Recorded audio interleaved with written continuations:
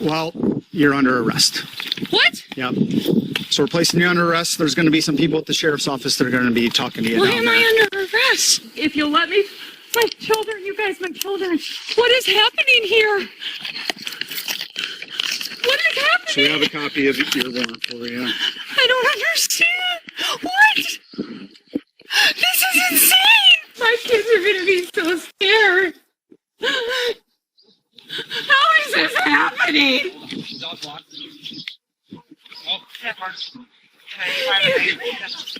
Ito si Karina Cooper.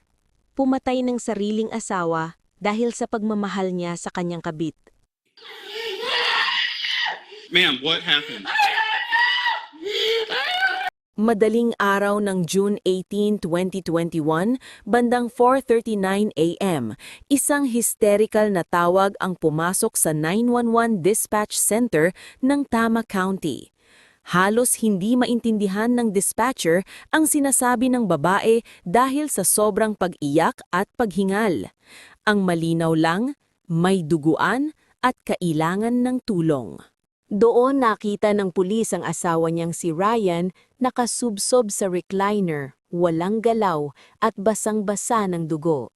2 tama ng bala sa mukha ang nagpatunay sa kinatatakutan niya. Patay na si Ryan Cooper. Pero habang masusing iniimbestigahan ng crime scene team ang bahay, may mga detalye na hindi tugma. At weird, walang struggle, walang senyales ng pagnanakaw. Sinubukan nilang tanungin ang asawa pero hysterical ito at hindi makausap ng maayos. What happened? She said, Where is the ambulance? Where's the guy with the gunshot? Sinubukan ng detective kausapin ulit ang asawa pero wala ring nangyari dahil sobrang nagwawala ito. Can you tell me what happened? A loud noise. I thought something fell. Did you see anybody else in the house? No. So did he do that to himself? No way. No way. Okay. I couldn't get my gun out of the safe. You couldn't get your gun out of his face? Wala talagang patutunguhan ang pagtatanong na ito. I'm here for you. All right, I'm here for you. All right, we just gotta figure out what happened first. Okay? You want to stand up? Yeah, I need, Okay. I need air. Okay. Okay. Just take a seat, all right? Oh my God. Karina, sit up. Napakalma si Karina sa interrogation room at doon na siya tinanong ng mga pulis. Karina, ano ang nangyari nung gabing iyon? Tulog ako noon, tapos may narinig akong malakas na kalabog mga 4:30 a.m. Akala ko may nahulog lang sa kusina. Anong ginawa mo pagkatapos? Pagtingin ko sa sala, nakita ko si Ryan sa recliner. Akala ko tulog lang siya. Nilapitan ko siya. Hinawakan ko paa niya. Doon ko nakita yung dugo, sa sahig, sa upuan, pati sa katawan niya. May ginawa ka pa ba? Tinry kong buksan yung gun safe niya para may protection sana ako. Pero hindi ko mabuksan. Tinawagan ko si Aaron. Tapos bumalik ako kay Ryan. Inalog ko siya at hinampas. Pilit ko siyang ginising. Pero may mga bagay na hindi maipaliwanag. Bakit hindi niya sinubukang magbigay ng first aid? Bakit hinayaan niyang manatili sa sala ang 12-year-old niyang anak at masaksihan ang madugong eksena, lalo na kung iniisip niyang may killer pa sa loob ng bahay? Para sa mga pulis, may mali sa kilos niya, pero wala pa silang sapat na ebidensya para idiin siya. Tinanong ng mga pulis si Aaron, ang kapatid ni Karina.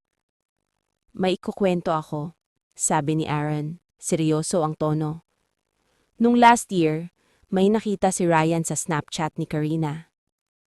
Ano yon? Message galing sa isang guy, Houston Dunker ang pangalan. Anong laman? May sinabi tungkol sa pagkakita niya sa isang married woman na hubad. Doon nagsimulang magduda si Ryan. Tinanong si Karina tungkol sa kabit niya at biglang tumaas ang boses ni Karina at tinanggi ang relasyon. No. God, no. okay. He's 22 years old. No. To each their own. I'm just. Stupid town and their rumors. No. times when his babysitter flaked. Nang ma-interview si Houston Dunker, kalmado lang siya sa harap ng mga pulis. Magkaibigan lang kami ni Karina, sabi niya. Minsan nagpapagupit lang siya sa akin, wala nang iba. Pero alam na mga investigador ang reputasyon niya. Simula pa raw high school, mahilig na siya sa mas matatandang babae. May nauna na rin siyang affair na muntik nang sumira ng isang pamilya. Tulog ako nung oras ng krimen, giit ni Houston, wala akong alam dyan. Walong ebidensyang direktang kumukontra sa kanya, kaya matapos ang maikling investigasyon, pinayagan muna siyang umalis, pero hindi nawala ang duda ng mga pulis. Kinausap ulit ng mga pulis si Karina. Mas diretso ang tanong nila tungkol sa kabit at ang suspetsya nilang involvement niya sa pagpatay sa asawa niya. Biglang nag-init ang ulo ni Karina at sumigaw. Where the issues are, okay? There are no issues. There are no issues. Because my husband sleeps in a chair in the living room? I'm not saying that. Because rumors flew last fall that I was with some kid. We've been fine. Never once did either one of us ever say that we were going to leave. Never once did we doubt our marriage, our kids, our family. Walang magawa ang mga pulis. Pinalaya nila si Karina kahit may pagdududa sila. Lumipas na ang 2 taon at halos naging cold case na ang kaso. Pagdating ng kalagitnaan ng 2023, may bagong development. Sinuri ng mga pulis ang data mula sa cell tower malapit sa Cooper property. Ang device lang ni Karina ang nag-register. Ang ebidensya ay nagpapakita na walang magnanakaw o stranger na pumunta nung gabi na iyon. Sa huling pagkakataon, kinausap ulit ng mga pulis si Karina. Sinabi ng pulis na walang ibang magnanakaw o intruder nung gabi na iyon. Si Karina lang talaga ang nakakaalam sa pagpatay sa asawa niya. Nag-init ang ulo ni Karina. You're leaving my property now. Somebody came into my house and killed my husband. Go figure out who killed my husband. Yeah, well, we did. We did. No, you obviously did. Let's talk about it. No, get off my property. You want to talk? You talk to my lawyer. Well, I don't want to talk to you. I just want to talk to you because you're the one that knows what happened to Ryan that night. No, I don't. If I knew what happened to my husband, I'd be in jail because the would be dead.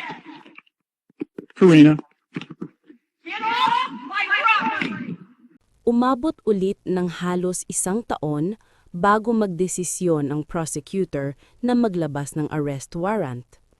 Noong February 2024, si Karina ay naaresto. We got some paperwork for you. You have news about Ryan? Well, you're under arrest. What? Yep. So we're placing you under arrest. There's going to be some people at the sheriff's office that are going to be talking to you Why down am I there. under arrest? If you'll let me, my children, you guys, my children. What is happening here?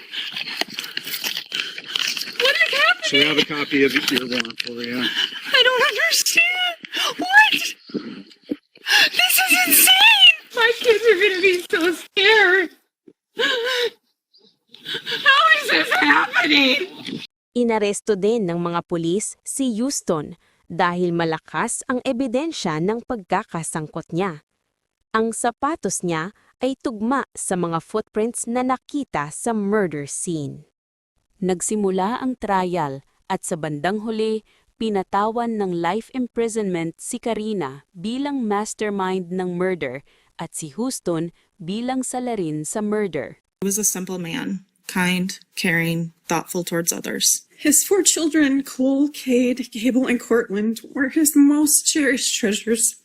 3 children forever must live with that awful day in mind, suffering massive trauma no child should ever have to witness. Cousins have now become siblings. Our nephews and niece talking about how they no longer have a mom or a dad. We will never stop saying Ryan's name. We will never stop celebrating Ryan's life. This narcissistic psychopath made the incomprehensible choice to rid her pathetic life of my brother. She destroyed people, manipulated people, awful, deceiving person. She deserves the worst. I don't want her to be the topic anymore. So this is it. Last she will see of us. Last I will address her. Last I will care to give her any thought. There is no sentence for you that would adequately punish you for your evil, vile, selfish, delusional, and narcissistic actions. She can now go to prison. My full, complete, and final message to you is go to hell. Sa kaso na ito, makikita natin na nagsimula lang sa pa-text-text at pa-chat-chat. At mula doon, naging mas matindi na ang naging kalabasan dahil nag-entertain yung babae. Nag-entertain siya ng mga flirty na messages, mga validation, mga magagandang salita at matatamis na salita. Maiiwasan sana yun kung hindi siya nag-entertain pero yun ang nangyari. Ngayon, psychologically, masasabi natin na naging fantasy yung mga nangyari sa kanya. Yung babae, nagkaroon siya ng desire na makasama yung kabit niya. Naging fantasy na magiging perpekto lahat kaya kailangan niyang tapusin yung sarili niyang asawa. So, sa side naman ng legal, dito sa Pilipinas, pwede natin sabihin na pareho sila na magiging crime ay murder. So, ang penalty kapag murder is life imprisonment. So, ang problema sa murder, non-bailable yun. So, kapag malakas ang ebidensya laban sa iyo at nagkaroon ka ng arrest warrant, panigurado yun, hindi ka makakalabas sa kulungan mo dahil heinous crime siya, non-bailable siya. So kahit sabihin natin yung babae mastermind, sabihin natin hindi siya yung bumaril doon sa asawa niya, pero ang nangyari, pinagplanuhan kasama siya sa pagplano ng pagpatay. So yung act of one conspirator is the act of all. Yun ang prinsipyo sa batas niyan.